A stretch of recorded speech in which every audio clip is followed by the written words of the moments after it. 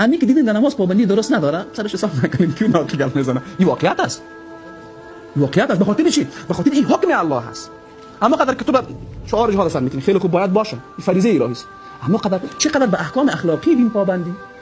چقدر از محرمات خود دور میکنی؟ چقدر در زبان دروغ نیست؟ چقدر در زبان غیبت نیست؟ چقدر در زبان تو امینا که بدون اینا نه خون دادن کار دارن نه پیسه مصرف میشه. تو به اینا پابندی؟